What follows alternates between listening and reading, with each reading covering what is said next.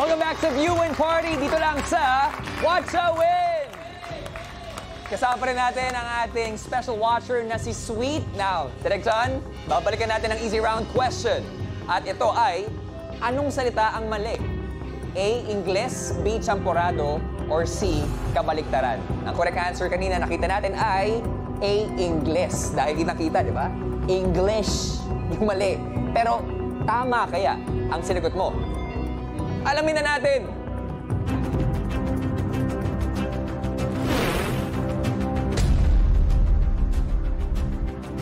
Sweet!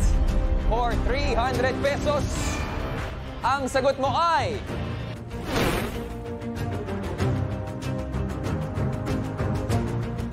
Mali! B. Champorado! Kasi alam ko ang champorado, letter C. Ano nangyari? Yun ang alam ko ang champorado, letter C. Yun ko lang narinig ng champorado pala, pwedeng letter T. Oo. Eh yun naman English, nakita ko rin yun, kaya lang I thought, tinagalog yung spelling. Dahil mong explanation, direct. Sorry na!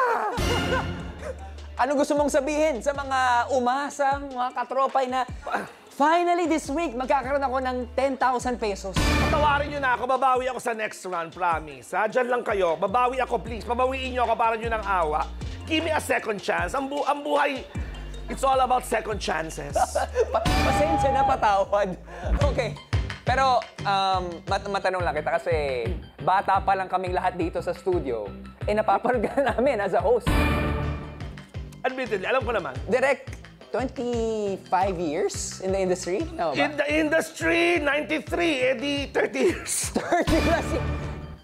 Siya ang isa... Actually, ang ABS-CBN. Binibilang ko yung first 3 years na staff lang, na production staff lang. Kasi technically, it's still part of my career in the business. Oh. Yeah, so 30 years. I started in ABS May 1993. That was 30 years ago. Pero fast forward tayo, John Lapus as host.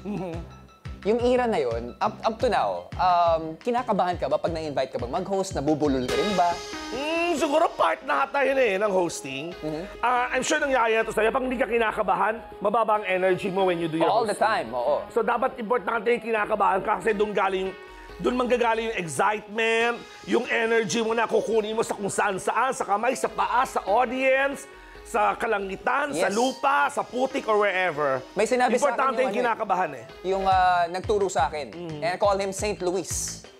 St. Luis Manzano once said, St. Luis, kung hindi ka na kinakabahan, kabahan ka na. Yes, that's true. Dahil doon magsisimula na mag-falter lahat. Pero kung magaling ka sa English, di ba, as a host, sige nga, i-translate mo nga to, direct.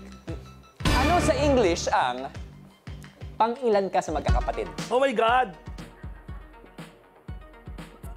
Parang nakita ko na yan one time. Pang-ilang ka sa magkapatid, yung ano yan eh. Something of your ano. And time is up. Yun.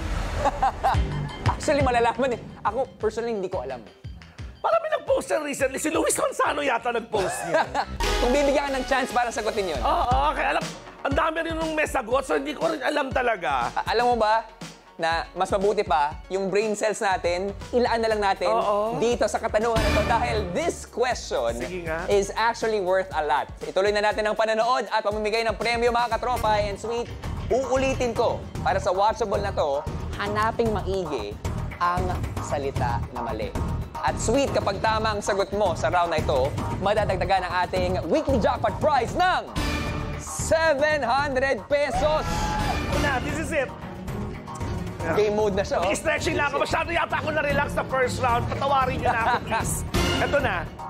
Ikaw, magbibigay ka ng 700 sa ating weekly jackpot, no? Pero sa mga katropay, 8 sa inyo ang pwedeng manalo ng 500 pesos! Malaking premyo to. Kaya humanda na dahil ito na ang medium round. Let's watch with Galing!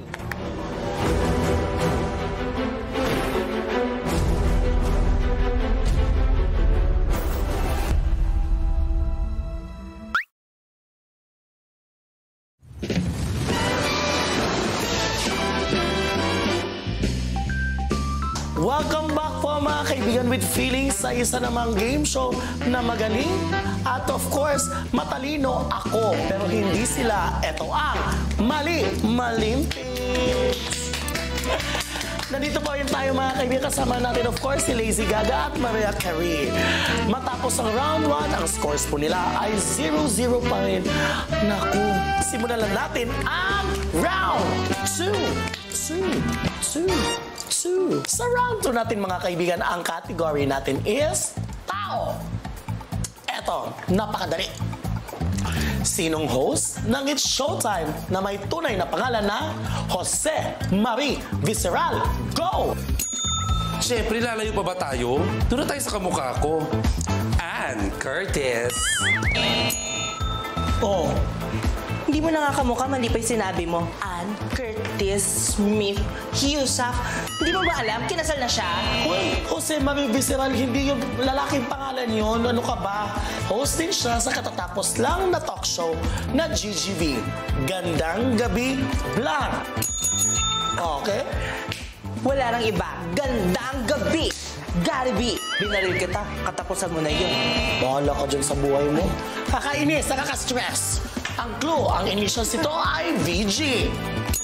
Oh, sino-sino sa mo, akla? Baliktad, VG. Vari Galenciano. Paano naging Barry yun? Gary talaga yun, te. Eto, Showtime host to siya. Showtime host. Vong Gavaro. Diba? Bongga! Na! Bongga na kayo! I'm so sorry, Mariah and Lazy. As usual, wala na po tayong makuha na puntos mga kaibigan sa kanila. Kasi po, mali-mali na po ang mga sagot po nila. Ang tamang sagot ay Vice Ganda. Ayan, shoutout po kay Memel. After po ng round 2, 0-0 pa rin sila. Natuwa ka pa. Sayang naman. Kasi kami. Sino kaya mag-uwi ng panalo at makakauwi kaya ng sapat itong dalawang ito? O yung makakauwi ba sila ng brain cells? Hay, malalaman natin yan of course sa double points sa round 3 sa pagbabalik ng Malimpics!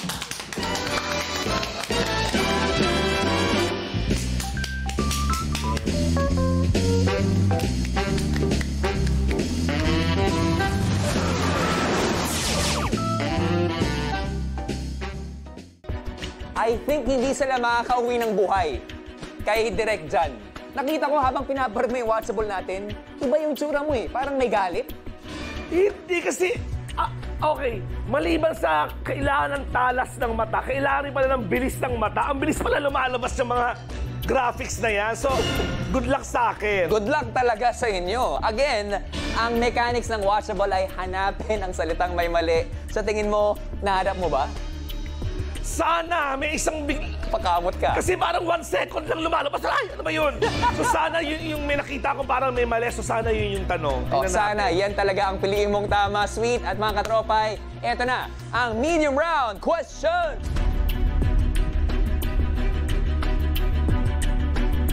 Malimpics, anong salita ang may mali? Is it A, answer, B, weekend, or C, current? Isiping mabuti, what you think.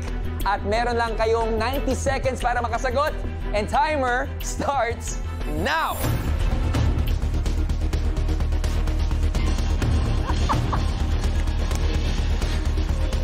What are your choices? Alright mga katropay, pindutin na ang tamang sagot sa inyong devices. Tandaan nyo, malaking premyo ito. Okay, bibigyan natin ng konting panahon si Mama John na mag-isip dahil parang iba yung lumabas. Okay, isipin na mabuti. Direk John. Sige, parang yun nga, tama ako. Yun yung mabilis na lumabas kanina na parang feeling ko may mali. Perfect. Bago natin i-reveal at bago ka pumindot ng kasagutan mo, balikan natin yung Hosting 101. Alright, if there's one advice na pwede niyong ibigay sa mga nagsisimulang host katulad ko, ano ba yung Ano host ba? na Hindi ka naman nagsisimula. Tagal-tagal mo na. Ang tagal-tagal mo Idol na na idol ko kayo. Ano ba ko. yung mga qualities na kailangan para maging isang magaling na host? Of course, confidence. Okay. Dapat articulate ka. ano pa ba? Sincerity, very important And yan. authentic. Yes. Dapat. So, dapat, you know, ang dami kasing... Ang daming qualities. Ang dami kong kilalang host na kilala ko sila sa in real life. Yes. So when I see them hosting, alam ko, ay, sinungaling. Pero sana, confident ka rin. Sa sagot mo, kasado ka na ba? Kasado na. Kasado na. At kayo rin mga tropa, we're down to our last 3, 2, and 1. Time is up. Alamin na natin ang sagot sa medium round question na anong salita nga ba ang mali? Let's rewatch! Here we go, direct!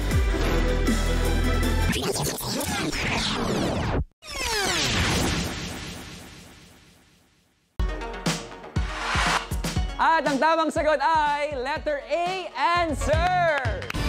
Congratulations sa mga nakakuha ng tamang sagot. Pero nahanap kaya ni Sweet ang maling salita? At madadagdagan ba ng 700 pesos ang ating weekly jackpot prize? Ang kasagutan, malalaman natin sa pagbabalik ng Watcha Wave!